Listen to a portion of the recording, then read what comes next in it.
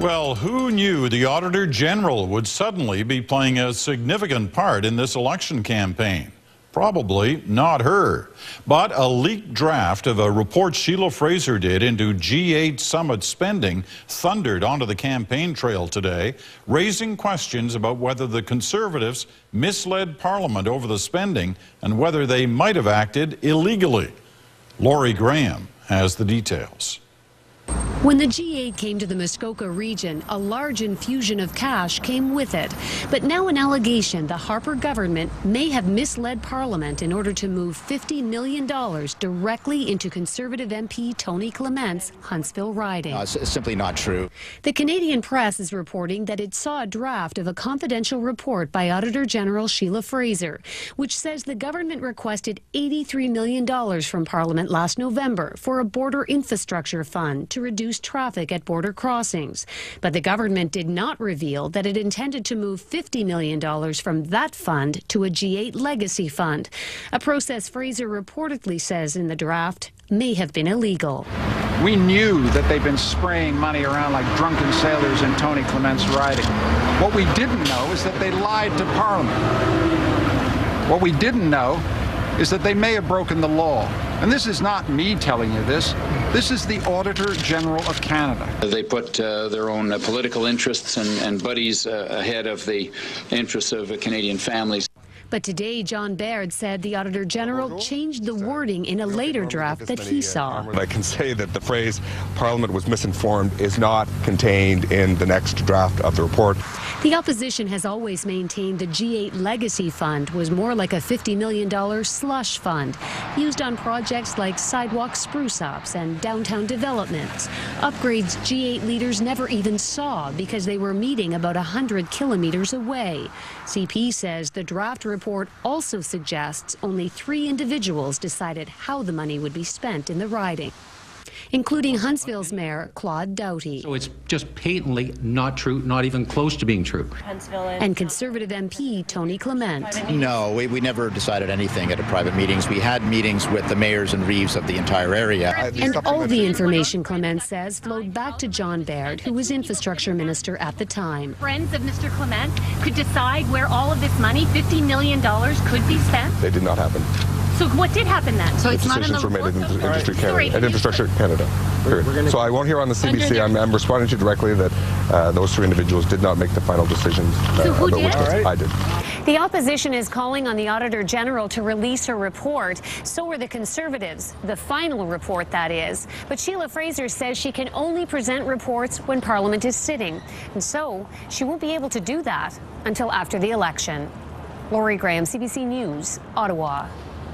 Believe it or not, that's not the only story Sheila Fraser was part of today. CBC News has obtained a copy of a scathing letter she wrote to a House of Commons committee. In it, she berates the Conservatives for misrepresenting something she said in order to make themselves look good. Our Greg Weston has been working this story all day. Greg. Peter, in the middle of a federal election campaign, one person you don't want to upset is Auditor General Sheila Fraser. But today, Fraser is hopping mad at Stephen Harper's Conservatives. CBC News has obtained a copy of a letter Fraser has sent to a parliamentary committee, saying her words were misrepresented, and she wants a retraction. What she's angry about is a recent Conservative report to Parliament on spending at the G8 and G20 summits last year. She's quoted as saying, "We found that the processes and controls around that were very good, and that the monies were spent as they were intended to be spent. There's only one problem. That quote from the Auditor General wasn't about last year's summit at all. It was from an interview she gave to the CBC about spending by a previous Liberal government in the aftermath of the 9/11 terror attacks."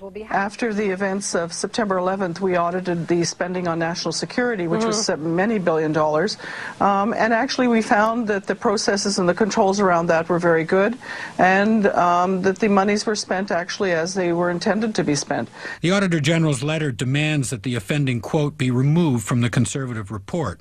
Where this was complete misrepresentation and a fraudulent use of a quote about an event that happened years before, cut and pasted into this context. The government beat a hasty retreat.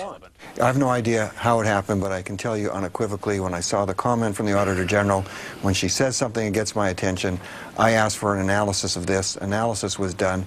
This quote was wrongly attributed, and she's quite right in being upset about that. We are unequivocally apologizing. A year ago, the Conservatives landed in hot water over a fake lake.